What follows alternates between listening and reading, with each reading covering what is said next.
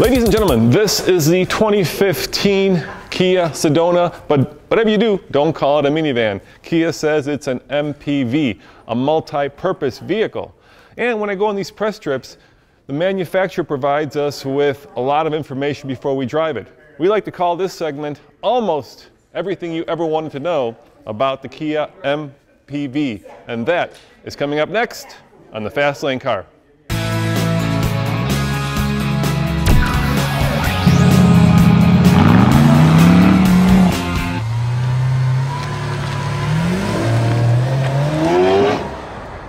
What we've seen most is a migration to mid-size CUVs and a move in general to CUVs across the marketplace. But what has remained are established players and very loyal buyers that love the practicality, love the overall function of the vehicle, but really doesn't have a lot of appeal to folks who are interested in image or design and style. And we've seen the segment continue to shrink. Matter of fact, 3 more are going away this year, which means more share for us. And we're really excited about the opportunity that gets in front of us. You know, the segment overall has really been known as a people hauler, and it's been known for utility and space. Currently, it's about 2 out of every 3 vans that are sold in this space are by the Japanese, Honda and Toyota, as Michael had mentioned. Also, the balance, of course, being the Chrysler. And I think we've seen a few other new hints of vehicles coming out. The Transit Connect they showed in Detroit this year. And I think really that kind of frames the opportunity that we see in front of us. We've been at this game before against Toyota and Honda. If you roll back to 2010, we introduced the Optima into a segment that was dominated by the Japanese. And in the pursuing 4 years since we've launched the current Optima, we've just about doubled sales, and we've increased transaction prices almost 40%. And we've done it with a very unique combination of design, technology, safety, and value. And that really is the same winning formula that we're going to apply to this segment to see the same thing. And in fact, we've seen this segment transaction prices over the last 5 years increase 17%. So there's a lot of folks that are still interested in the segment, and if they see the vehicle that they're willing to spend what they want. So we really see this opportunity as a combination between traditional minivan, which is seen as comfortable, safe, capable, and accommodating, and CUVs, which are seen as more sporty, more in control feeling, kind of a melding in between these two, which is what we refer to as a sweet spot. And we tested this idea with the KV7 show car, which was on the circuit a couple of years ago, kind of exploring around the space of what would a people hauler look like if it were combined with a CUV. We got a lot of positive feedback from the circuit, and a lot of that was put into the stunning vehicle that's in front of us today. And it's really to change the perception of what is possible in this segment. For us, what we find is that there's a new group of buyers who typically reject this category, mainly because of design and style. We want to get some of those people back. And it's not necessarily the retirees who are going to Costco or Bingo, although there's probably still some of those out there. It's really the young families that are active, they're involved. They've got other folks at home with them, maybe not necessarily their children, maybe just grandkids if they're empty nesters, or maybe it's antiquing or a 4-legged friend or 4-legged family member. And it's really kind of a bimodal distribution. We see young families who maybe have had their second kid, who need a little bit bigger vehicle, and who are reluctant to move into this space because of the historical design and baggage.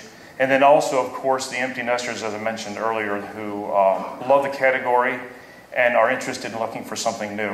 What was really interesting for us when we explored this space is to find out that almost half of the buyers that buy these type of vehicles do not even have children at home. So it was that really kind of gave us credence to see that there is a bigger opportunity here. So as product planners, we looked really at about 5 or 6 key areas. First and foremost is the beautiful eye-catching design that you see in front of you. Also, a lot of innovations on the interior, which I'll get into. Innovative seating, premium materials, which we showed last year. If you've been in a new sold, beautiful interior, significant upgraded materials. We've introduced it in the K900 and also the Cadenza. We're bringing some of those ideas into this van. And then also outstanding safety, which of course is important to the segment, but also important to Kia because it's one of our brand pillars. Advanced technology. Henry will be up here in a few minutes to talk a little bit about the UVO technology. And of course, it's a Kia, so there's a tremendous value story. And it all starts with this fantastic design. And I think for us, probably the one thing that we found in the research when we looked at the KV7 was the cues that really brought this idea to life. And working with Peter Schreier, he is adamant, and he's a real stickler for stance and proportion and profile. Those are the three ingredients that he really concentrated on this vehicle. And for us, it's the aggressive lines, of course, the graphic on the side of the vehicle. But if you look at it on the rolling footage and also in across the parking lot, the proportion is much different than other vehicles out there in this category. The overhangs are shorter. The profile, the grille is upright and proud and confident. It's a stance that you normally don't see. And other minivans are kind of weak and timid in the front, where this has a lot of confidence. The belt line, we raised the belt line so the ratio between the glass and the body is more in line with what you would see on a CUV. And then also signature details like the grille that we have in the front, our Kia signature grille, xenon headlamps, halo LED positioning lamps, and also available 19-inch wheels. So if you look at the form of the body over the wheels, it has a great stance on it. And Peter Schreier spent a lot of time in the studio to get that athletic, well-planted look to the vehicle. The trend also continued to the interior, where a lot of those same design cues from a CUV were brought into the interior for innovation. One of the first things you'll notice when you get inside the vehicle is we've moved the shifter from the IP down to the center console. And this was a significant move in this category. If you think about other minivans out there in the segment, a lot of the buyers, there's this unwritten rule that you have to have this pass-through that goes to the second row. Well, one of the things that we found out in our studying of folks who have moved out of this space and into CUVs, the first question we asked them was, what about the pass-through? And they said, we've had them before, we never ever go in the back. And usually if you do, you want to pull over to the side of the road so it's safe. And usually also, the center aisle is cluttered with purses, bags, all kinds of other stuff. And we were also reminded that none of the CUVs that everybody's moving into have this space open. So we said the bold idea would be to move all of that stuff down to the center console. That did two things. It opened up this space so we could put this great 8-inch screen for the infotainment system. But more importantly, the graphic on the upper portion, it goes horizontal instead of vertical. And that's two things. Number one, it's more like a CUV. It's very, very similar to the graphic that you see on our Optima, which is this kind of driver-centric cockpit around you. And moving the shifter to the floor, the vehicle just feels a lot more confident when you drive it, and the stance is great. Also, we were able to add a lot of other convenience features. A lot of our research centered around what do you do with all the small items, Kleenex boxes, iPhone, iPad, all this other stuff. Where do you put all this stuff? So we have innovative ideas like 2 glove boxes, a large center console, and also other small, really clever ideas that you'll see in the vehicles you drive today. I mentioned a few slides ago about the innovative seating. We're introducing for the first time a system that we refer to as slide and stow. And one of the things that we found out in our research is we asked folks, how often do you take the seats out of your minivan? And a lot of them said, well, we tried it one time. They weigh about 90 pounds. It took 2 of us to get the seat out of there. It sat in the middle of the garage.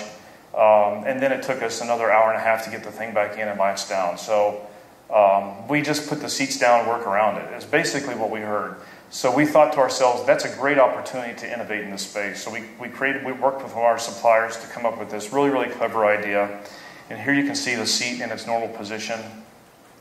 With a pull of a lever, the seat cushion folds up, and the seat back, and both of them go right up against the back of the first row seat. And so in a matter of seconds, you can convert from passenger to cargo space with no hassles. And it's a great, great feature. We have a couple of guys that will be at the lunch spot and also out here to demonstrate the feature if you'd like to see it in person. And that did a couple things for us. Number one, it allowed us to add an 8th seat in there. So we have versions that have both 7-seat capacity and also 8-seating capacity. And also, for the first time, the only MPV that has heated second row seats. On our up-level model, we added a new feature, and this is really aimed at those buyers who we've seen the trend moving up over $40,000, who are spending a lot of money on this type of vehicle, who want a very luxurious, high craftsmanship interior, and who are maybe not necessarily carrying around children in car seats, but maybe another couple, and they're going out to dinner or going on a journey. So here we came up with this idea of what we refer to as first-class lounge seating. And here the seats move inward and also recline all the way back, but also moving the tracks all the way to the rear position, giving us the most second row legroom in the segment.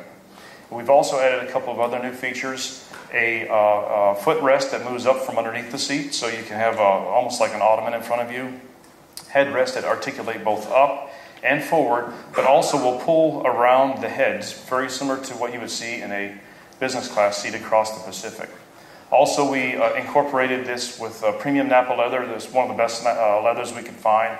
A beautiful two-tone effect for overall great interior design. So be sure to check out this second row seat during the drive today. Of course, cargo space and flexible functionality is very, very important. And here, this is an image of the seats pushed all the way far forward as they can go, with both of the side doors open. It's very, very roomy on the interior. A lot of work has gone into moving a lot of the equipment up and out of the way. The cooling unit was completely redesigned to go into the side of the luggage side, and also all the equipment on the other side. Overall, we use this measurement to illustrate this point. Consumer Reports has a test where they get the largest cube. It's a frame-type cube to put in there and measure that volume, and it's 62.1, which is one of the best in the segment.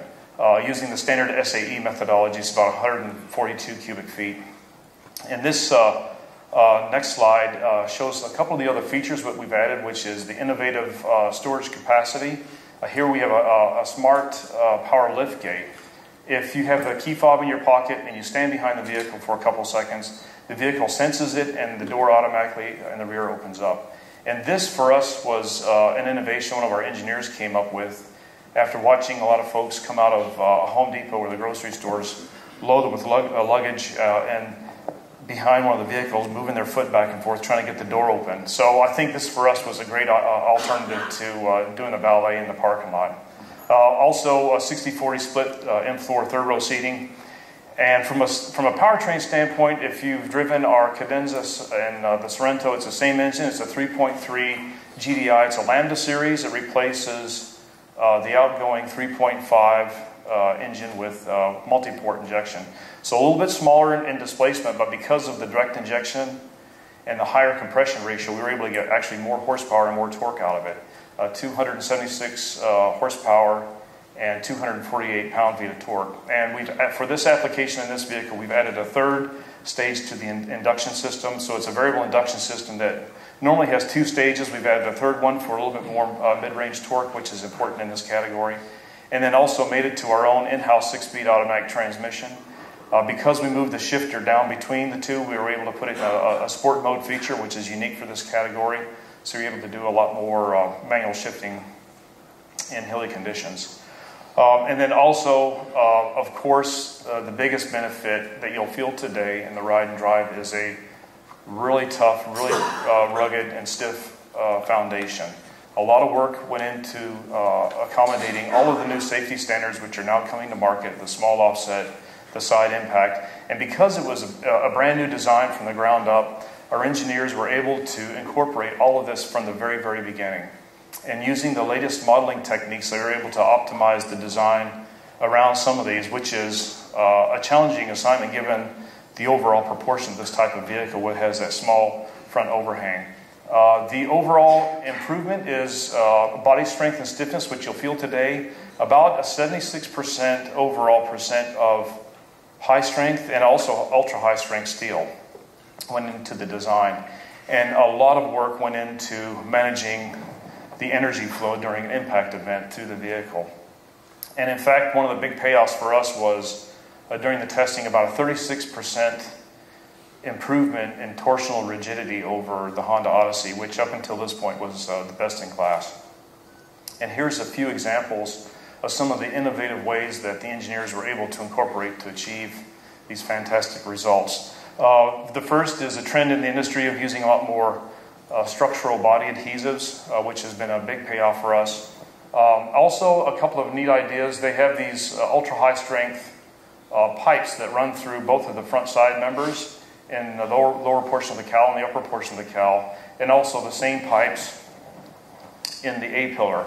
So during an impact event, the energy load gets transferred around the vehicle through the sill and up through the A-pillar. And also for the first time, we made the closure and the area around it load-bearing by using these pipes. So the energy goes around the passenger compartment, and as a result, we are anticipating a very, very good safety rating when it gets tested by the government. Same story for the side. A lot of work went into the ring around the B-pillar with this ultra-high strength steel, really to create kind of a quasi safety cage around it. We call it ISO body, and it's a really great feature. One of the payoffs that you'll feel today, of course, is the safety aspect, but also the feeling and the level of quality overall. And the perception of quality really kind of is impacted greatly by any kind of noise or intrusion into the vehicle. And here, this new design, this new technology with the steel really pays off in significant amount. To this really strong structure, we've added independent rear suspension, new technology for us, amplitude selective dampers, which basically change the damping forces over a certain type of input, and it kind of helps isolate the vehicle a little bit better. Larger rear bushings to prevent some of that sound coming into the body, and a lot of work for insulation, both in the wheel wells on the floor, and also extra door seals around the sliding doors to prevent some of that sound from coming inside the vehicle. Of course, it's a Kia, so safety always comes standard. There's a whole host of content that comes standard on every Sedona. What we're really excited about is some available advanced safety stuff that content that we brought down from the K900, which was just introduced in our system last year. This includes blind spot detection warning with cross-traffic alert. If you're backing up into traffic, it'll let you know there's a vehicle behind you. Lane departure warning system, advanced smart cruise control, which will monitor the vehicle in front. If traffic comes to a stop and stop-and-go traffic, it'll bring the car to a complete stop without any kind of driver intervention. Surround view monitor, which is new for us, that we introduced in K900 also. There's cameras all the way around the vehicle. When you put the vehicle in reverse, you can see completely around the vehicle during a parking event. Surround view monitor, forward collision warning system, and also vehicle stability management, which works with the electric power steering to manage yaw during a slip and slide event. The technology story also continues with our UVO system. This one is our latest system that includes now a suite of e-services. Henry will be up in a few minutes to go into more detail, but it allows us to do a couple of things. First and foremost, we were able to add a couple of features, geofencing. If you have teenagers at home that are borrowing the car on weekends, you can create a geographic parameter and load it into the vehicle. So if the vehicle moves out of a certain zone, it'll send you an alert. A couple of other ideas, curfew, limit and speed alert. If it's out past a certain time or over a certain speed, you'll also get indications on those two things. So it's a great feature. A lot of technology also goes through, for the first time, a free smartphone app. You can go to, on your smartphone, download a free app, and here it'll interface with the vehicle to provide information on maintenance information. If there's a roadside assistance needed, it'll tell the operator exactly where you're located. The features I mentioned earlier, the geofencing and speed and curfew alerts. And also, we're pairing with SiriusXM to provide real-time traffic data on items such as weather, fuel prices, and other content. And also, for the first time, you can do a Yelp search and also a Google search right through the screen on the infotainment system. So a lot of great technology in addition to the safety. We're going to market with 5 different trim sets on the vehicle, starting off with the L grade, which is our lowest model available. It's very well equipped, starts off at $25,900. That's exactly the same price as the outgoing vehicle. So we're really excited about the fact that we're bringing all this content, value, and upgrades in safety and technology, and holding the line on pricing. The next model up is an LX grade at $28,100. Here it adds a few other features: the 8-way power driver's seat, the Yugo services I mentioned, power folding mirrors, and also a convenience package adds the eighth seat in the middle of the second row, both power sliding doors.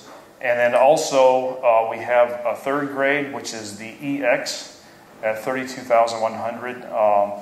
This one, we expect it probably to be our most popular model. It adds leather seating, 18-inch wheels, auto air conditioning, the smart power tailgate that I mentioned, a push-button system, and also premium package adds some of the other content I mentioned, the blind spot detection, heated seats, and some other content. For the L, LX, and the EX, the mileage on those three models is 18 in the city, 24 on the highway for a combined 20 miles per gallon. To those three models, we're adding two more. The first one is an SX model, which includes at $36,100, which includes navigation, a different set of 18-inch wheels, and also for the first time on this model, premium electric power steering that's rack mounted. So the vehicles you'll be driving today will have that. This allows a couple of other content changes, and also Infinity premium audio sound system, ventilated front seats. And for this vehicle, because of the electric power steering, mileage goes up to 18 in the city, 25 on the highway, and 21 combined. The top model that you'll be driving today is our SXL. Its price is $39,700. All of these prices I'm quoting today do not include the destination and handling, which is an additional $895. This one includes the first class lounge seating that I mentioned earlier. Unique front and rear bumpers. This SXL we have on display here. You can see this beautiful front fascia that has a black glossy on the lower portion and a little bit more aggressive stance, the positioning lights, and some other details that really kind of give it that upscale CUV feeling. And this one is by far the best looking of the bunch, and we're very proud of it. This one also has a technology package that some of the content I mentioned earlier, the smart cruise control, the surround view monitor, and some of the other content. So overall, a great story, a combination, as I mentioned earlier, of design, technology, safety, and value that really is going to innovate the segment and bring a whole new energy to this space, and we're really proud of the vehicle. So. All right, I know that's a little dry, and that's certainly a lot of information, but if you're thinking about buying this vehicle, I bet you that is very useful information. As always, this is Roman reporting for the Fast Lane Car. Check out tflcar.com for more news, views, and of course, everyday reviews. Ciao.